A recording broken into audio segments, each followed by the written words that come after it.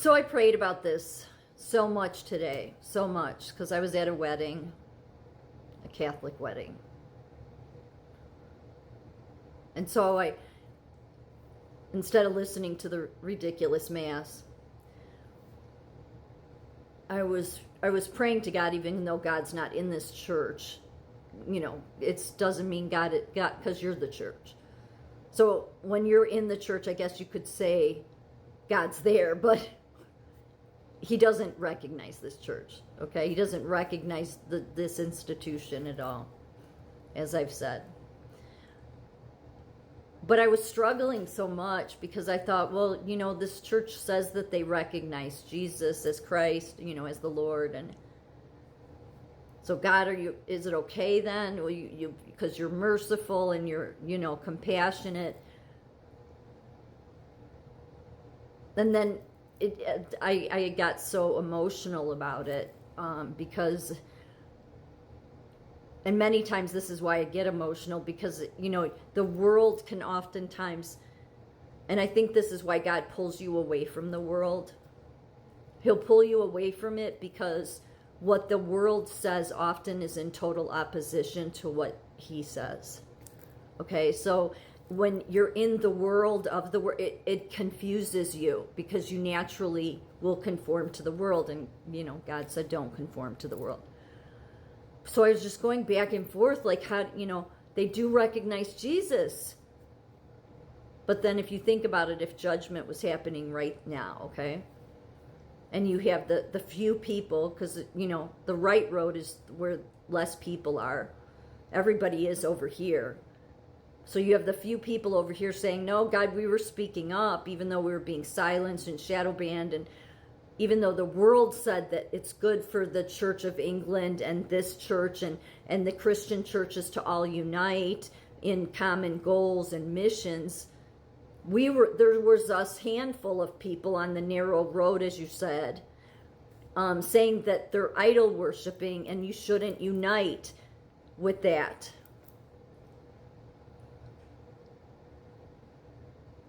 So because God is just, what do you think he's going to do?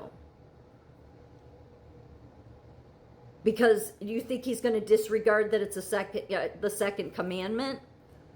No. I mean, most especially he won't disregard it for the people that know it and still do it. I mean, the Catholic institution itself is already been judged by God. I've said that. They've already been judged. They were judged long before I was born. They were. Because they're in the rebellious sin where they're outright mocking God with their idol worshiping and everything they do. And yet, I'm sitting in this church and I'm thinking about the Puritans, the Pilgrims, the Scottish Covenanters, and how these people were truly, when you read what they write, that they were being led here by God. There's no doubt about that. God was moving them away from that Catholic Church. And by the way, the Scottish Covenanters and the Puritans both believed that America was the letter to the Church of Philadelphia. I mean, I know it seems crazy, but because you say, well, they named it Philadelphia. Yeah, because they believed that. They also named a city Smyrna and another state. There was, out of the 7 letters, 5 of them God is happy with. The one he's most happy with is Philadelphia. That was an early one that was named here because of the book of Revelations. And you could say, we don't know that. No, they knew it. They knew it because God told them. God gave them that truth. So I'm sitting there in church where they're not given truth because they don't follow God and God's already judged them. So there's no way they're receiving any truth at all. They know who they serve. But they've led so many people because, I mean, at one time, even though I always knew that God wasn't in this church when I was young, I still, I got married in the Catholic Church. I went and put flowers, they make the couple go and kneel down to Mary and say a prayer to Mary. They make some, BS excuse about, say prayers to Mary, lay some flour, all this deception, and I did it, and yet knowing, I didn't know back then when I got married, I didn't know that it was the seed of Satan. I've only learned that in the last 5 years. But those people that came here, they knew it was the seed of Satan. That's why they couldn't compromise on it. And what's happening now? It's all this compromising. And this is what Charlie Kirk was pushing too. And most Christians will go down that road because they'll say to themselves, well, no, we're not changing our practices, but we're Christians. We all recognize Jesus. But God didn't want you being united with people that were false Christs, false Christians.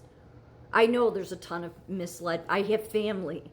And that was the other thing I was praying about. I'm like, because when this church has been around 100 years, there's nothing you can say, even to the people you love, that they're going to believe you over what this church.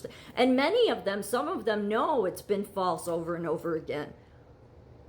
And then what you realize is they don't stop to think about how that church is more about them, and they just do what everybody else does. I mean, that's what every Catholic has done that has snapped out of it. And so God has compassion and mercy, and I do think he'd most especially have compassion and mercy for the baby boomers because they were led astray. But there won't be. He's already judged that church, okay, which is why the historical systemic child abuse still goes on. It won't change its spots. It can't. But all it has to do is like what Charlie Kirk does, to, give a nice speech, say some nice words that sound like, yeah, that's right. But he didn't have the heart, and only those that have the heart, that are following God can recognize those that aren't. So, I struggled today because, I watched somebody I love get married in the Catholic Church, and I'm just like, what's going to happen? And I think God will have compassion, but the thing is because the Scottish Covenanters and the Puritans knew that America was the letter to the Church of Philadelphia, they were teaching that early on in education. That is until the Vatican came in here. That is until the Catholic Church came in and started claiming, oh, the Protestants are persecuting us. They go after the Protestants all the time because they know that the Protestants are truly the ones that are led by God. They, I guess, they read out of some book that is from the Latin Vulgate, and my mother today was surprised by that. She's like, well, usually they don't use but they did in the ceremony today. And I'm like, oh, that's great. But she's somebody I wouldn't be able to, it wouldn't matter. She knows the church goes way, way astray, but she's okay with it because she likes the ritual. See, it's the danger. Am I saying she's not? No, that's the slippery slope. I guess that's why when it comes down to it, God will judge by the heart. My fear, though, is that this church, because they know their leaders, especially at the highest levels, know what they're doing, is they keep people from knowing the Holy Spirit, so your heart never truly changes. Because you're too busy doing your mantra to Mary, which God is not going to recognize. It's bad enough he's not going to recognize this church, because he told you to look for the fruit, so you ignore that. You ignore the idol worshiping. You ignore. So, but everybody would just say, but, God, we did it because that's what everybody else did.